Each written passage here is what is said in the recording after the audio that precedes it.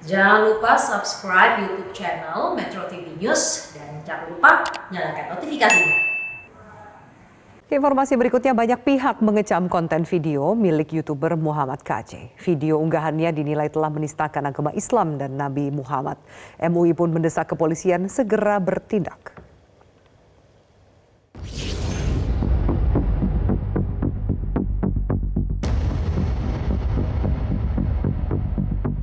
Warganet dihebohkan dengan konten milik YouTuber Muhammad KC yang diduga telah menistakan agama Islam.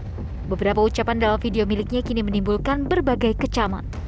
Di antara ucapan Muhammad KC yang dijadikan soal adalah dia menyebut kitab kuning yang diajarkan di pondok pesantren menyesatkan dan menimbulkan paham radikal. Selain itu, dia juga diduga merendahkan dan melecehkan ajaran Islam dan Nabi Muhammad SAW. Atas unggahan video tersebut, Wakil Ketua Umum Majelis Ulama Indonesia Anwar Abbas mendesak kepolisian untuk segera menindak YouTuber Muhammad KC karena kontennya yang dinilai berisi ujaran kebencian dan menghina simbol agama. Anwar Abbas khawatir video tersebut dapat merusak kerukunan antar umat beragama di Indonesia. Diksi-diksi yang dia pilih, yang dia pergunakan, yang dia sampaikan secara sadar itu adalah diksi-diksi yang mencerminkan kebencian. Oleh karena itu, saya meminta kepada pihak kepolisian untuk segera memproses yang bersangkutan. Kecaman juga datang dari pengurus besar Nahdlatul Ulama atau PBNU. Sekretaris Jenderal PBNU Helmi Faisal Zaini mendesak agar polisi melakukan tindakan hukum kepada Muhammad KC. Kami mengecam keras pernyataan dari Muhammad KC karena ini dapat mengganggu kerukunan antar umat beragama yang telah dibangun selama ini dengan luar biasa indahnya. Yang kedua, mendesak kepada aparat keamanan, kepada kepolisian untuk mengusut tuntas, menegakkan hukum dan perundang-undangan secara adil atas kasus saudara Muhammad KC ini. PBNU pun menghimbau agar masyarakat Indonesia dapat saling menghormati dan menghargai sesama meski berbeda dalam agama, suku, serta pandangan. Tim Liputan Metro TV.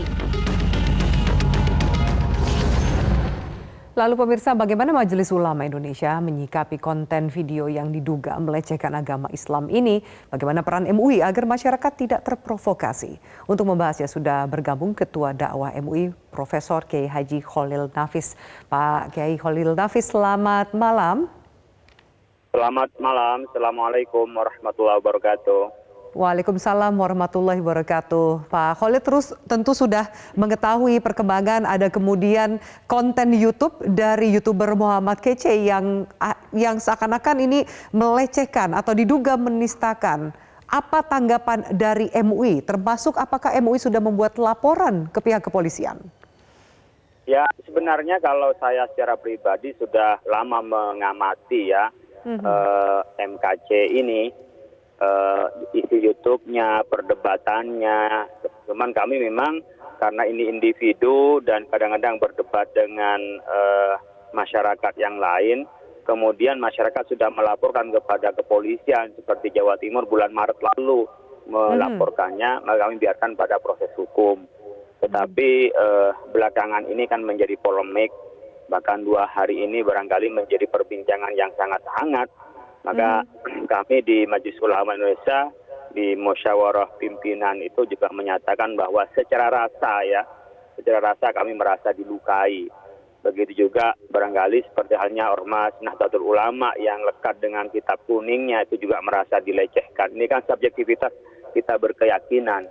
Oleh karena itu tentunya kepolisian harus segera bertindak agar ini tidak membuat gaduh, yang kedua juga tidak mengancam terhadap kerukunan antar umat beragama Indonesia. Karena saya punya keyakinan umat beragama, tokoh agama yang sama dengan agamanya MKC ini tentu tidak akan memperbolehkan, menginginkan ya adanya penghinaan kepada agama yang lain. Oleh karena itu saya berharap aparat segera mengambil tindakan hukum. Yang kedua tentunya masyarakat akan menyerahkan kepada aparat kalau aparat itu bertindak. Tapi kalau tidak saya khawatir kan masyarakat ini mengambil tindakan sendiri.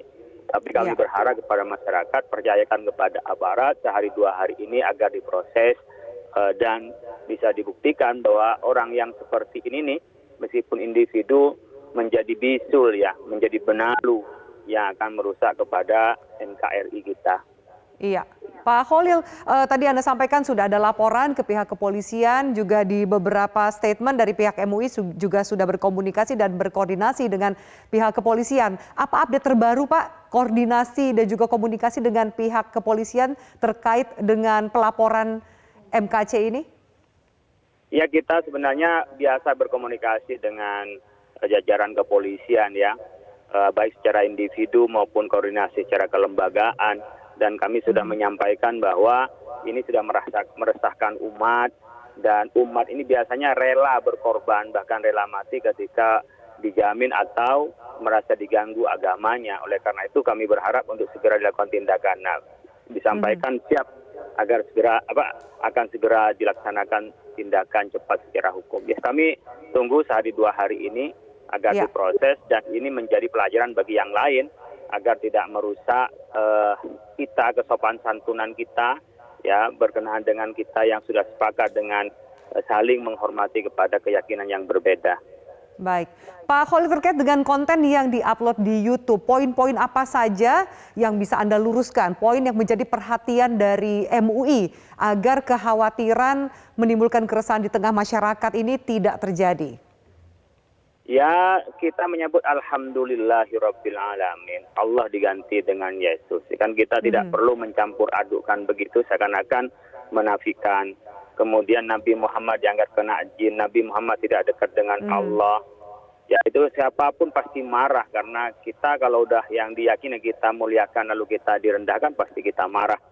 Kemudian juga berkenaan dengan bahwa agama Islam tidak ada pemeluknya. Ini kan menafikan hal-hal yang sebenarnya sangat merendahkan kepada kita. Kitab kuning membingungkan, orang sholat itu adalah orang yang masuk neraka. Itu kan nggak usah diperdebatkan sebenarnya di mana letak penistaannya, karena sudah terasa banget bagi kami bahwa itu adalah menistakan kepada agama Islam.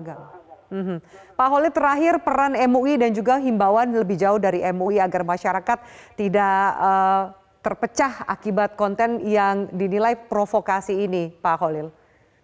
Ya, saya pikir hal-hal yang bersifat mengganggu kerukunan, kemudian juga yang mengancam terhadap kebersatuan kita, maka kita jangan melakukan tindakan yang melawan hukum, serahkan kepada penegak hukum, masyarakat percayakan kepada penegak hukum. Nah, langkah berikutnya harus kita lakukan oleh tokoh agama dan masyarakat adalah bagaimana lebih masif melakukan literasi digital, bahwa konten-konten di digital kita adalah menjadi tanggung jawab kita, dan itu akan menyebar dengan cara masif dan bisa merugikan kepada kita karena ada juga tindakan-tindakan hukum, dan tentu sudah ada hukum yang mengaturnya dan kita akan dijerat oleh hukum. Mari kita terus memperlakukan digital ini bagaikan kita yang hadir, dan tetap kita menjaga norma serta karakter Indonesia yang santun dan ramah, dan kita pelihara persatuan dan kedamaian di Indonesia ini dengan saling menghormati, jangan saling di antara kita ini merendahkan, apalagi juga menistakan. Baik, kita harapkan proses hukum bisa segera berjalan. Terima kasih atas waktu dan keterangannya Ketua Dewan Dakwah MUI Khalil Nafis, atas waktu dan keterangan Bapak di Prime Time News.